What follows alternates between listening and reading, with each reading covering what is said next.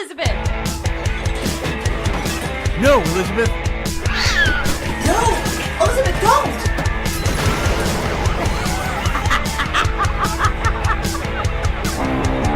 This is Left Unsupervised with Elizabeth Morales, your comedic host that's done it all. Actress, writer, director, producer, hairdresser, bartender, beauty pageant organizer, rock and roll PR expert, talent coordinator, bookkeeper, hostess, makeup artist, wife, mother, and general badass. Now listen as she interviews all of her favorite celebrities, doctors, and entrepreneurs that she's met along the way. This week, Elizabeth is left unsupervised with her guest, Oscar Torre.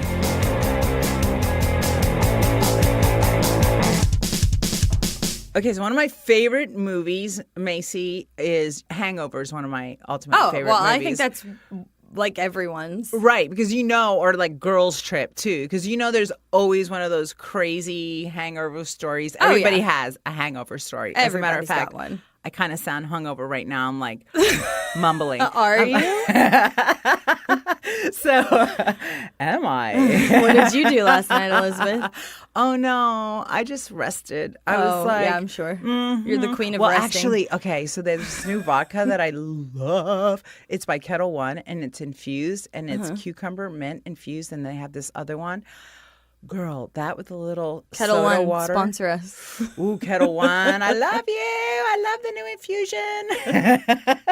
I want to hear your crazy hangover story. Oh, God. Well, I mean, the first one that comes to mind happened about 3 weeks ago when I was in Germany, and I got so drunk at my best friend's wedding in Germany that I fell and broke my foot. Oh my at God, the end of that's her right. wedding. Yeah, I have a cankle in the studio right now. And I fell on nothing. Like, I'm standing there, and then it's like, pfft, and then there goes my foot, and it's broken. And then that was at like 5 a.m. And so at 8 a.m, we had to catch a flight to Amsterdam, my boyfriend and I. And my best friend who's getting married, she arranged for us to drive 2 hours back to the Hamburg airport with complete strangers. And they were perfectly lovely. They were the nicest couple in the whole entire world. They look like they came out of a J. Crew ad, and they have this like super nice BMW SUV. And I climb in there. I'm sitting in the middle seat between my boyfriend and our friend Mike. And my foot is like throbbing, and I am so hungover, like it hurts to breathe. And they're going like, I don't even want to know what they're going on the Autobahn. And I'm just like looking around. I'm like, I'm in a barf in these strangers' car, and I have no way out because my foot, it's like it's dead. I can't get out, and I can't even tell them that I might need them to pull over because like I don't know German. And so I'm looking at my boyfriend, and I'm like squeezing his hand, and I'm like silently crying to myself, and he just kind of like looks over at me, and he like shows me his shirt. And he's like kind of motioning like, if you're going to barf, you better do it in this shirt.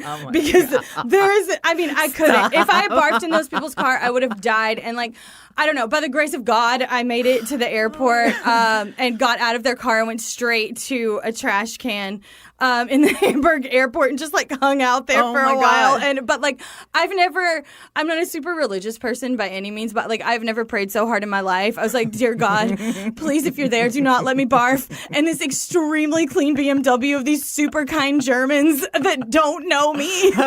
You know what I find more interesting is the ability of you to get somebody to drive you to an airport that you don't know 2 hours away in the ultimate driving machine. Well, what can I say? Europeans are just friendly people. That's why I didn't want to fuck up their car so bad. You would ruin tourism for life in Germany if you would have puked in their car. I was that person. I was that like standard American that everyone hates. Oh my God. What is your worst hangover story? Oh my God. Well, mine was at the Madonna. Oh, you're doing the arms. Here they go. I'm bugging in the studio. Framing that face. You frame it. You frame that, Elizabeth. Framing it, bugging it. No. I love that you were at a Madonna concert. I was at a Madonna concert. And I'm a lightweight, but this was back in the day when I could really throw them down. But I hadn't eaten all day. Went straight from, work to the Madonna concert. Back then, I just asked for straight vodka. They put it on ice. I had these tall glasses, and I was just drinking them and dancing. And I felt no pain. After the concert, we go to another bar. Oh, because you're not done. I'm not done. Madonna just hyped you up for more. Madonna. So then we go to another bar. I order a Cosmopolitan because by this time I'm obsessed with Sex and the City, so I have to have a Cosmopolitan. Oh, well, of course. So I'm sipping down my Cosmopolitan, and it was that one Cosmopolitan that just one too many? Kicked me in the ass. I mean, it was like, hello, and all I said all night was every guy that came up to talk to me, I'd school them on my husband. My husband knows how to do it. You're over here talking to me. You can't do it like my husband. It's like, So you're kind of like cock blocking yourself at that point? Okay. so no, my girlfriend's like, I can't hear your husband one more time. And she takes me out of the bar. We go to her house. Girl, I got so sick. I couldn't go home for a day and a half. I just bought her a new bed. I mean, I didn't get so sick that I had to buy her a new bed, but I felt Not even so sheets. guilty. You went for the whole bed. The whole bed. Box springs, frame, and all. Like, I'm all in. I'm so sorry for what I've done to you. And thank you for listening about my husband. Oh my God, that's amazing. So, I mean, the list goes on and on back in my 20s, but yeah. So I can't wait to bring. I want to hear Oscar's. Worst hangover story? The Hangover Stars hangover story? Yeah, that would be kind of funny to ask him. But anyway, let's get him and talk about all his new projects coming up. He's got a few things in the works. Well, I'm excited to hear all about it. Let's go get him. Let's go. Today in the studio, we have Oscar Torre joining us. And Oscar is known for his roles in Hangover III and the Lionsgate film To Rob a Thief. The Spanish version, Ladron que roba ladrón, directed by our previous guest, Joe Menendez. He is also known for his role as Santo in the CBS TV series Kane. And Oscar is currently a reoccurring character as Vinnie Malone in The Haves and Have-Nots. He is currently working on a new project called Turned Out. And welcome to the show, Oscar. Thank you. My pleasure. Thanks for having me. Oh, my God. Let me tell you, it's been the Cuban invasion in the studio. My first season coming out. I didn't even realize it. It's a small pool of us out here. We call it Cuban season. I like it, the Cuban season. So let me get to my first question, and probably the most important question that I'm going to ask you today. Okay. First thing in the morning, Cuban coffee or American? I'd like to have Cuban coffee, but I actually have American. I'm too lazy to make my own coffee. You know, yes, It's I very know. hit and miss with me. Really? Making Cuban coffee. I'm a pro. I make excellent espumita. I Really? just don't have So the time where in the is it? morning. Yeah, exactly. I can use it right now. With a little dip of a cigar in Oh. there. Woo, que rico. Perfect. Oh, my God. Okay, so you're from Miami, correct? Born and raised. Okay. How did you come out here? Like, what brought you out here? Acting. I started acting in Miami, and I had done a couple films. My second film was a film called Libertad. It was in English. It was Freedom. Right. But the title, they decided to put the title in Spanish for whatever crazy reason. And I had done that movie, and I had done another movie. I had done 3 movies in Miami. Another one was the Versace Murder, that I played the role that Ricky Martin now is played in the TV show. In the TV movie, right. The Versace Murder, and another one called Suicide Blonde. I had done those 3 films pretty much one after the other in Miami. In Libertad, I was the main character. But in the other 2 movies, I was like the third lead. So after doing that, I decided to move to LA and take advantage of, having 3 movies that were at different stages of coming out. So that's what brought me to LA. And was it a culture shock at first when you moved to LA? Because I know when I first moved to LA from Miami, at first I was like, A little bit, and the size. I love it. Yeah. The size. When you live in Miami, you think Miami's big. Right. Because Miami has a big city mentality and feel to it. Right. But it's actually very small. It is. Everything in Miami is furthest you'll drive is half hour. But it cracks me up, because I go to Florida, and every time that I'm driving in Florida, they'll be like, where are you going? Kendall? Oh, that's super That's far. so far, yeah. Yeah. Totally. And you're like, oh, no, you don't know what far is. Oh, no, if I land in Fort Lauderdale Airport, my parents are like, oh, yeah, but that's super far. It's going to take us an hour to get there. I'm like, that's the story of my life here in L.A. For the last 20 years, everything's an hour away. So you've been here 20 years. A little bit over. And ever since you got here, Oscar, it looks like you're on fire. I've worked, but not right away. It took me a while. It took a while to get going. My first real film, that I played a role here, nice size role, was with Joe Menendez, a movie called Hunting of Men. Oh. That was like in 2003, 2004. And then I had a period of time that I didn't really work all that much.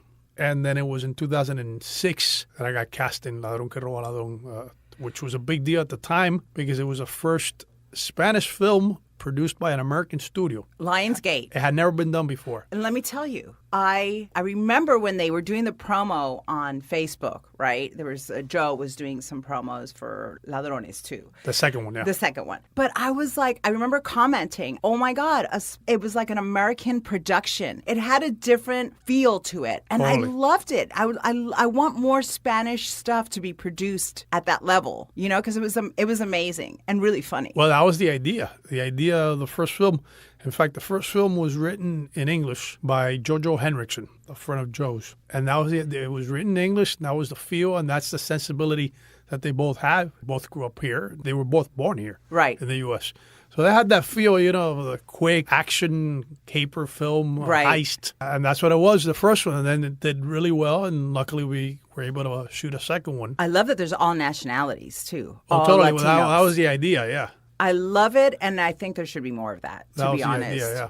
So let me ask you, Oscar, I know that you play a lot of bad guys usually, or Although in cops. Ladron que Roba Ladron, I was the comedic character. Oh my God, yes. I was a very nervous method actor. Now let me ask film. you, because I didn't see the first one, I saw the second one. Uh-huh. Did you have the same Southern Spanish Cuban accent? No, that was only in the second one. In the first one, I was newly arrived from Cuba Okay. and barely spoke English. I talk like this, you know. You know, like everybody in Miami. I have a scene that I go, "Mr. Security guard, I no came to talk to you about syndicalization." About what? About syndicalization, unionizing. Because that's my the God. theme of the movie has to do with unions and stuff, and how we funny. infiltrate a building. So that was a joke in the second one for people who had seen the first one of like, wait a second, he's going to do a Southern accent. The mission is for him to go undercover doing a Southern accent as a Southern Cuban accent. Yeah. It's so funny. Well, you were really funny. Thank you, It thank made you. me laugh so hard. Now, that you usually play either a bad guy or a cop, and now you're playing comedy. What is your favorite? Let's say, obviously you love all the roles, right? But what's your favorite character, either that you've played or that you really would love to play? My favorite character. You know what? My favorite character is the next one. It's always the next one. The role that you out there, director, is about to offer me, that is my favorite character.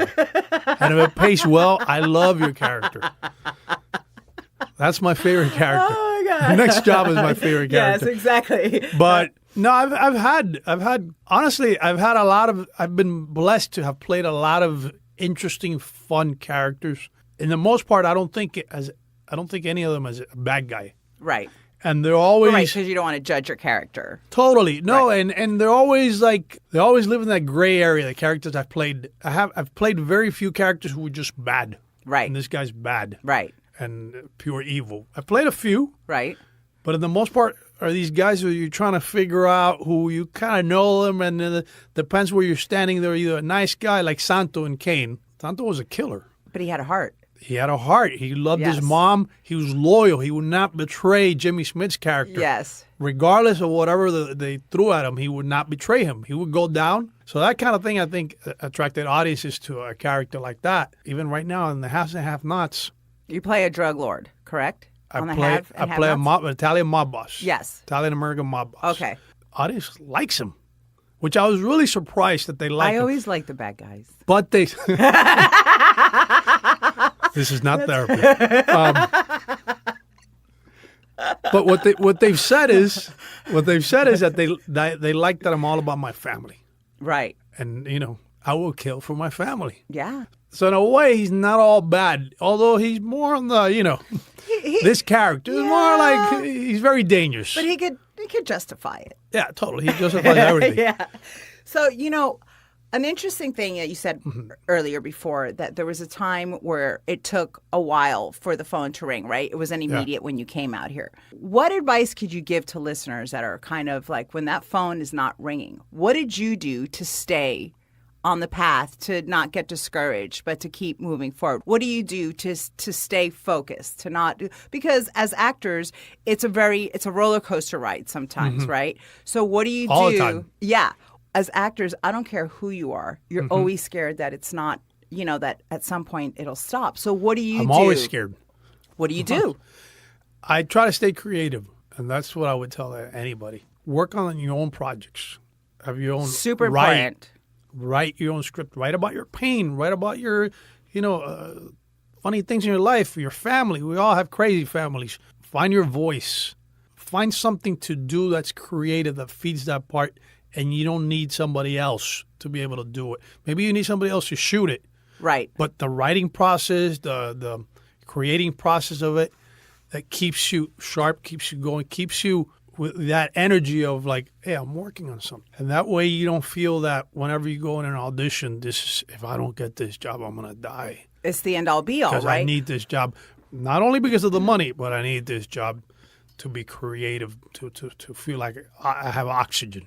Which as an artist, you need that creativity. Creative outlet. Or else you feel frustrated and angry, and it can go a different direction, which unfortunately I've often seen with peers when they go time without working. You get very depressed. But a lot of times they're not working on anything else. But this is the thing. Don't you think now with the age of social media, right? Which I have a love-hate relationship. I got to be honest with Me it. too. But at the same time, there's been a lot of artists, musicians, all types of artists that didn't have to wait for the big people to approve you. I think right now, if you're not doing your own content, if you're not creating your own stuff, while you're waiting to give the power to executives or casting directors, it's our nature, right, in the business that we have to. But now we have this open outlet. How do you feel about how things are changing in the industry as far as having more avenues? I think it's fantastic. I was shooting, I directed a feature. That was a normal feature, and it came out. We got distribution. You direct too? Yeah, well, I've only directed one feature film. But you're a director. Yeah, I guess I can say I'm a director. I'm an actor who directs. Right. That my wife had written and starred in it. And it was a project that it was independent. We got our friends to be in the film. All working actors who are on TV shows and stuff came out, and they want to be a part of this. But after that, a couple of years after that, I started shooting a film with my wife on the iPhone. So your wife is also in the industry? Oh, yeah. Is she an actress yeah, also? she's an actress. She's a writer and actress and writer. Yeah. Oh, wow. In fact, she was one of the leads in a movie that we shot with Joe Menendez in Atlanta last year that just came out on the Lifetime channel July 21st. Oh. Called, it used to be called Bottle Girl, but it's now called Nightclub Secrets. Okay. More like Lifetime now. Yeah. Well, Lifetime's changing a lot too. Totally. now. Well, it said the movie's kind of edgy. So how's the competition up in the house then with you two? Both actors, both writers? Both, yeah. Do you guys feed each other? We do. That's good. We do, yeah, we do. That's It's good. a blessing. A little tough when we're both not working at Right. the same time because you feel that pressure.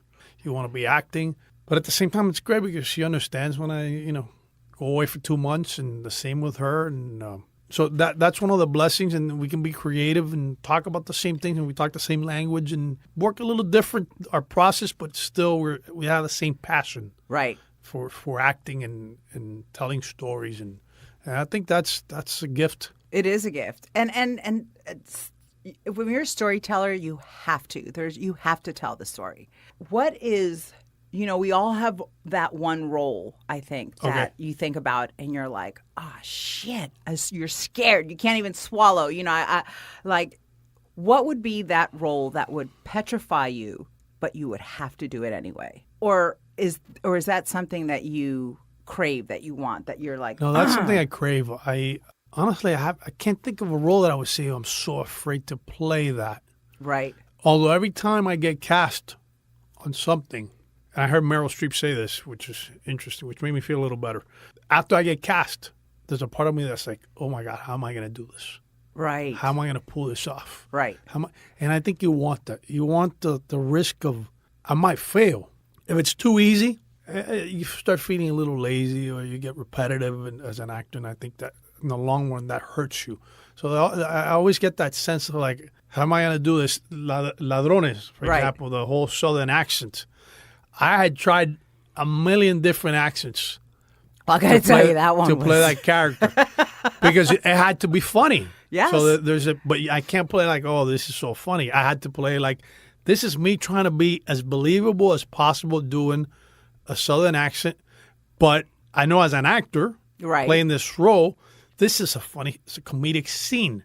It's for laughs. Right. And needs to be funny. But it can't be like this is me trying to be funny.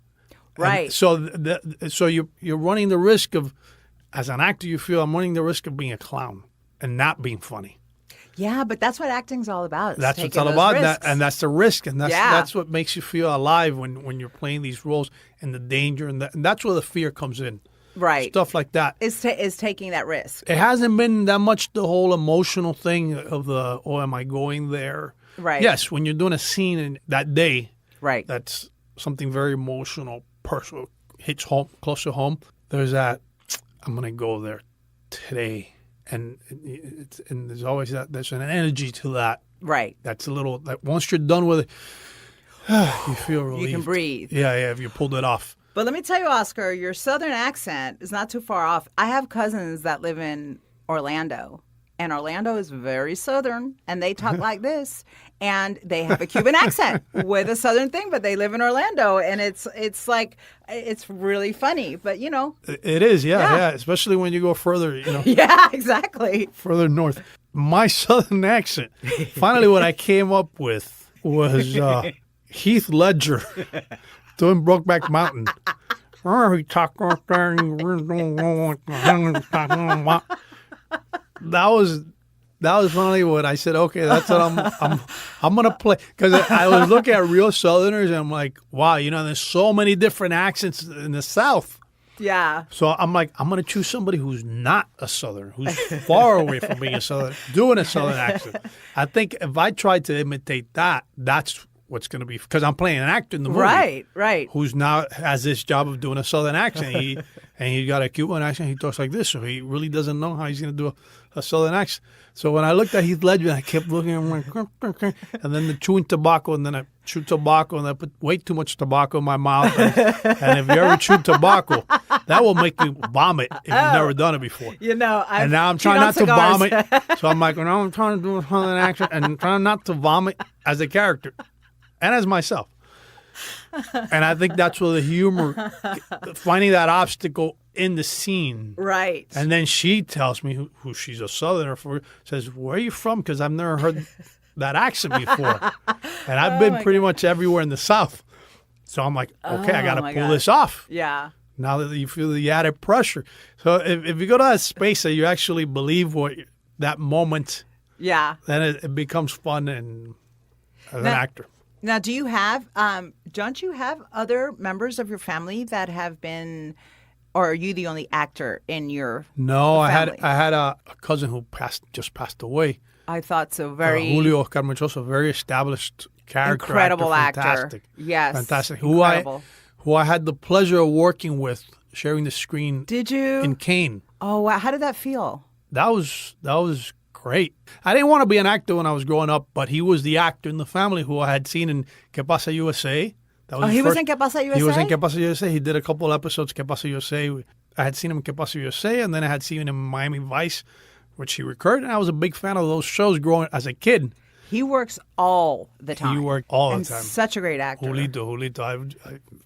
I miss him so much. And But how beautiful, what a gift that you guys actually got to work together, right? Because that's something that you're was great. never gonna We did a forget. few episodes together on Kane. My character introduces Jimmy Smith's character to him. Right. And he played like the head of the Cuban mob, Julio. Wow. So that was a big thing for me in introducing them in the scene. And in real life, they didn't really know each other, funny enough. So that was kind of art imitated life. Like I'm introducing Julio to Jimmy Yeah, and in real life. And in the scene where I'm doing the same thing. oh my God. So, okay, so I want to ask you, if we're sitting here a year from now Okay. and you've had an amazing year, Amen. what I would will. that look like? I will. What would that look like for you? That I never stopped working. Or worked as much as I wanted to. Right.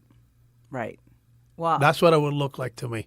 In roles that I find interesting and challenging and fun and me traveling Do you love to travel? for work, funny enough. Where you been? Dominican Republic. Oh, I used to Ladrones. live We shot there. Ladrones in Dominican Republic. I used to live there. I went Really? to high school.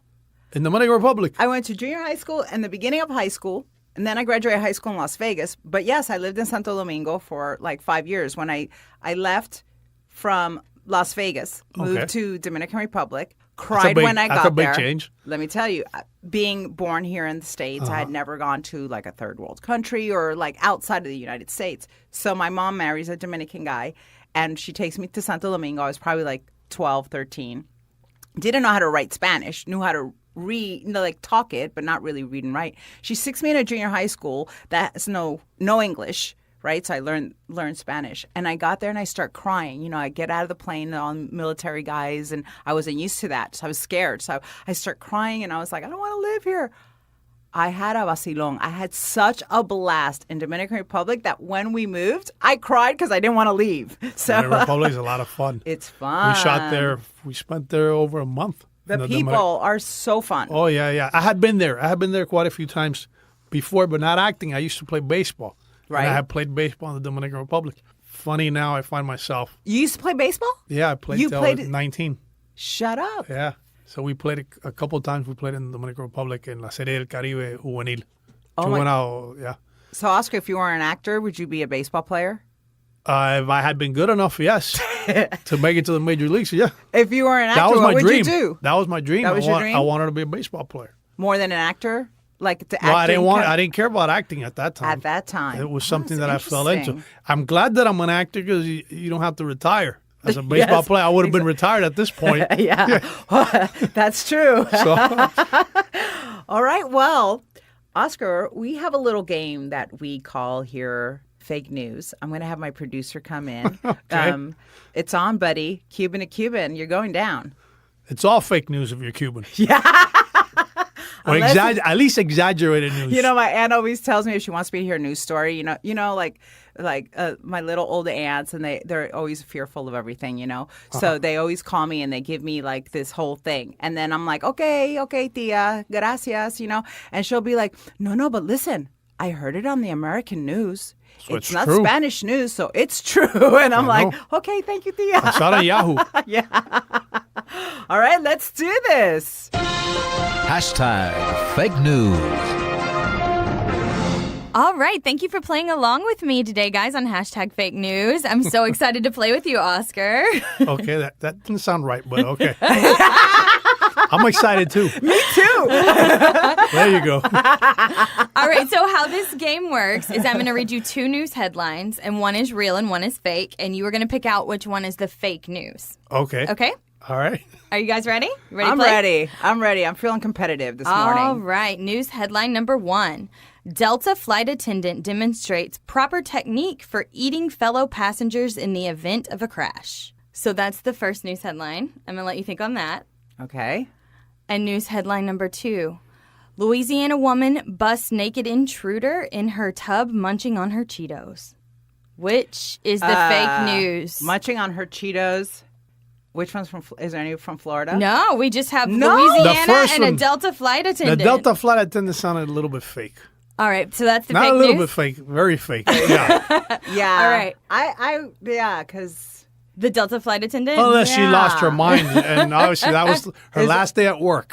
yeah. That's possible. You know, All people- right, we got two winners today. Oh, Both okay. of our come Cubans won today. on. I tried. It was all over Facebook. Apparently, people thought it was real, and they made a fake video, and it was like trending on Facebook Really? that it was the real news, and then in fact it wasn't. So it was it's just like a spoof. In case of an Yeah. emergency, you can the either exits. take First a we look. move. Take a look at your fellow passengers In case we crash, and this find is the one how that you would, looks yeah, yummy. Pick the largest guy on the plane and go for it.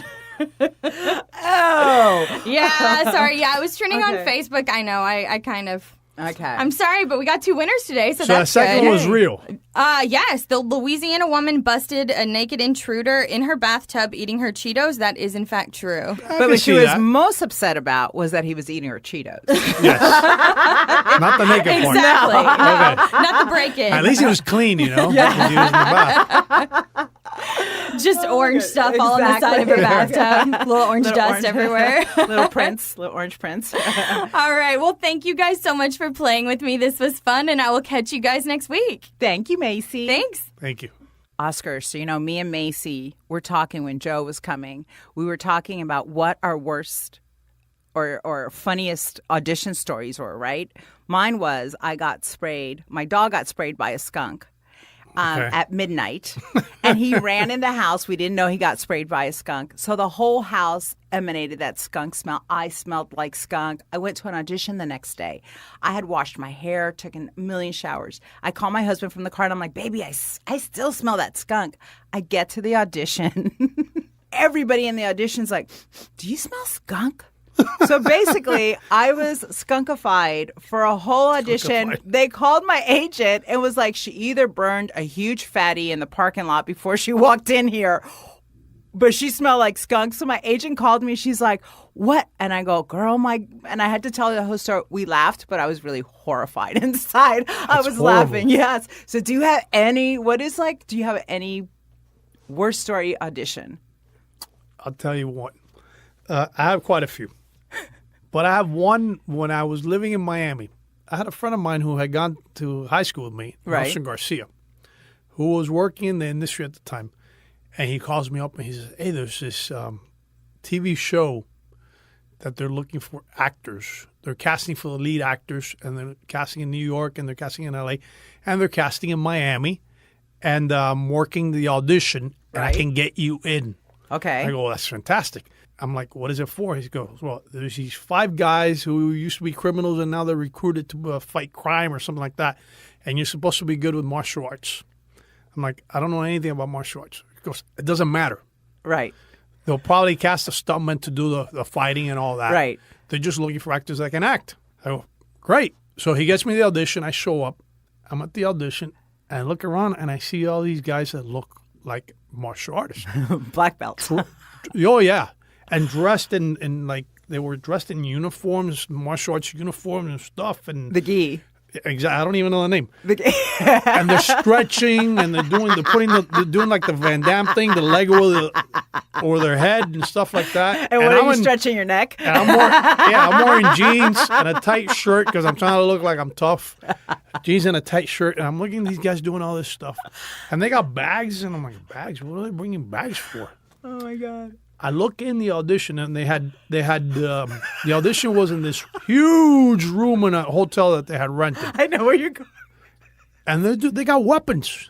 These actors are doing like weapons demonstrations. I'm like, what the hell am I gonna do? I don't even know. So finally, I walk in, and there's a table with the producers. There's about 4 of them, 4 or 5 of them. Mm-hmm. If I'm not mistaken, Carrie has a. I always mess up his name. He's an actor that worked a lot. He was in Nashville, just martial artist himself. Oh, I know who you're talking about. Uh-huh. And I think he's one of the producers in the show or whatever. Right. Or the creator of the show is his concept. And he's holding his little, so they have 2 cameras. One camera is behind the producers, and my friend is doing the camera, and that's on a tripod. Right. He's working the camera, my friend. Right. And the other one is this gentleman, and he's holding this little handheld camera. And he's right next to me. Apparently he wants to catch the action as well. So they're having a master shot, and then I guess close-ups of the action. Okay. And I'm like, okay, so what am I going to do? So I come in, they look at my resume, whatever, and I'm like, no scene. They're okay, when you're ready, your presentation. I'm like, my presentation? I don't even know what I'm going to do. So first of all, I salute him. Like in martial arts, Oh, right. You do the bow. The bow, yeah. Uh-huh. I do that to him and to the people in the table. And they're kind of looking at me. And then I go into a fighting pose. I put my hands up, and I come up with this great idea. If I stay close to him, if I throw punches and stay close to him, he can't really see. He's looking through the camera. He can't really see that I don't know what I'm doing. Right. So from I go into throwing punches like a maniac. And I'm about 3 inches away from his face. And he keeps saying, please move back. Please move back. Not so close. Not so close. Please move back. And I'm going, ah. I'm not even thinking that they're actually saying something in Chinese when So you're just screaming. I'm just screaming. Hands are And flaring. throwing punches and throwing these weird kicks that are probably about knee high. My kicks, because if I was going to rip my pants if I tried to kick higher. Plus, I would look like a ballerina. Did you hit the camera guy? No, I never hit him, but he kept moving back, and I kept coming forward. Oh my God! He wanted you're some killing distance me. between him and. But I'm like, if I give him distance, I'm going to look like I'm a maniac throwing punches. I think you already accomplished that. So finally, I'm like, okay, I think I've thrown enough punches and kicks already. And I stop. And you're out of breath. Yeah, I stop. And I bow again to him.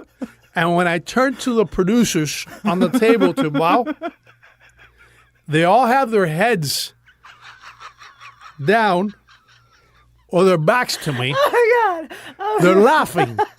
Like, this is a comedy. And you're like, I nailed it. My friend moved away from the camera. The camera was by itself, and my friend had his back to me. He was in the corner on the floor with his head down, like he didn't want to look at me. And he just waved at me without looking at me from behind as I was leaving. Oh my God! What did he say to you Afterwards, that? I called him, hey, man. Did I get the part? Did I get the did like me? Did I nail it? I'll tell you what, he said. I'll tell you what happened. They saw a lot of people that day. But the only person whose name they remembered was yours. Because every time somebody would come in, these accomplished martial arts who would go on to say, I'm a fifth degree. Oh my God, you're killing me right in now. whatever style. At the end of the presentation, they would all turn to each other and go, he's no Oscar Torre. Hey, the point is to be memorable, okay? I was memorable. Hey, my skunk smell will never leave their They'll never minds. forget you. Oh my God. Oh, that was an awesome story. Oh, that made my day. Being that, do you have any funny stories from being on set? Any like crazy? From being on set, actually, my funny story, I probably have a few, but right now, off the top of my head, has to do with an audition that ends up a role that I end up getting, and then I'm Right. on set. Right. Which was for Kane. Right. When I did Kane, my character was, the breakdown said, tall, wiry, mulatto, full of tattoos, Cuban. I knew that character. I knew I could play that character, but I did not fit the description. Right. So I felt that I needed to be as authentic as I could be. And I didn't really have any credits. I had only done any credits in L.A. I had only done Ladron, Roba, Ladron, but it had not come out yet. Right. So what I did is I put these like fake tattoos in my arms, made them look real. Right. And I showed up to the audition and to the callback. I had already auditioned for them, and they believed it Right. enough. So I show up to the callback, and I walk in, and now I'm testing. And everybody's there. There's at least like 10 people in the room, including Jimmy Smits. Right. And I make the decision right away of like, I'm staying character at all times. I'm not showing them who I am. Right. So I come in, I go, buenos dias, I break every rule in auditions, which is, go straight to the audition. Right. And then leave. No. I went in there, I go, buenos dias, I shook everybody's hands. Hello, you meet me, nice meeting you. In my Cuban broken accent of somebody You talking like these? somebody who I just recently arrived from Cuba, And I tell them a little story about my characters from Matanza. And I go, it's funny because my family's from Matanza as well in real life. And my grandfather in Cuba had the biggest funeral home in Matanza. Probably wasn't that big, but Matanza, Right. So I tell them a story, they laugh, and then I go into the audition. In the audition, I improvise something, and I say, instead of Jimmy Smith's character was Señor Vega. Right. In the script says, I change it to Mr. Vega, and at some point, I'm getting emotional in the conversation. I go, yeah, sere. Which that's very Cuban Very slang Cuban, from the yes, streets. yes. And at the end of the audition, Cynthia Sidre, who was the creator of the show, and who had written Mambo Kings and was from Miami Right. as well. But she hasn't lived in Miami in I don't know how many, 30 years or so. Says, you know what? I hadn't heard that word in over 20 years. Acere. Acere. Thank you for coming. They seem to love me, whatever. I'm like, okay, gracias. Nice meeting you. Nice meeting you. I shake everybody's hand again. Like, very cute. But I didn't my give him a God. kiss because that would be a little too much. But, we give kisses to every woman in everybody. the room. Yeah. So I leave. I get the job. Boom. This is my big break. So we're in the second episode. We're in the first episode. We're shooting the pilot, or maybe the first episode after the pilot, second episode. Right. And I'm sitting in the car with Jimmy Smits, waiting to shoot a scene. And there's a lot of waiting, and they're setting up the cameras in the car. We're sitting there, and he tells me, "So, oye, Oscar, so when you came from Cuba, did you come on a raft or you came on a plane?" You're like, And I'm like, "Oh no, I was born in Miami." And he starts laughing.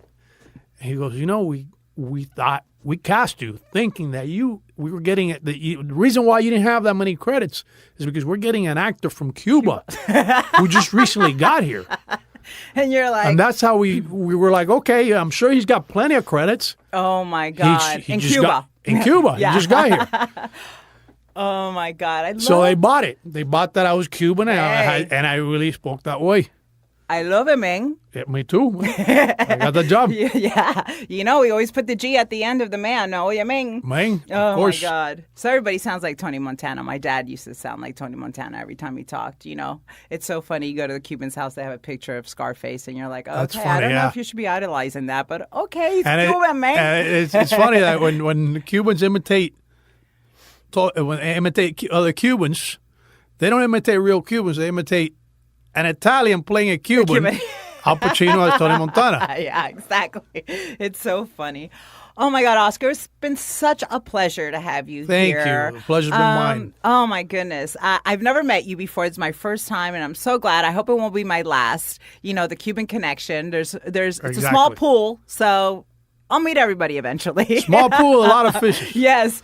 So can you tell our listeners all your social media and where they can find you? Okay, you can find me. They're all the same. Oscar Torre Actor on Facebook, Twitter, and Instagram. All right. One more question, and it's a question I ask all my guests. I'm a little afraid. It's the last one. You should be. No, Okay. it's easy. It's an easy one. Okay. If you were left unsupervised and nobody would know Okay. and nobody could see you, what would you do at your favorite Cuban restaurant? Nobody would see me? No. Besides take the money. I mean, nobody's going to see me. I like it. I'm just joking. I wouldn't take the money. I would. I mean, if they're never coming back. Wow. I think since I'm in L.A., I don't get to eat Cuban that much. If I were in Miami, I'm like, I don't know, get out of there. Right. Because there's a Cuban restaurant in every corner. Yes, exactly. But here, I think I would just go crazy on everything. I mean, it's not an exciting answer, but I think I would go crazy eating everything they have. I'd binge. I totally I'd throw and up. throw up I'd and throw keep up. going. Yeah. Just top it off with Recycle. un pastelito de guayaba. Pastelito de guayaba, yeah. Oh my God, Oscar, thank you so much for coming in. And you guys, thanks for listening. Thanks for listening to Left Unsupervised. Don't forget to stalk us on Facebook, Instagram, and Twitter at Left Unsupervised Podcast. We'll catch you guys next week. Thanks for listening.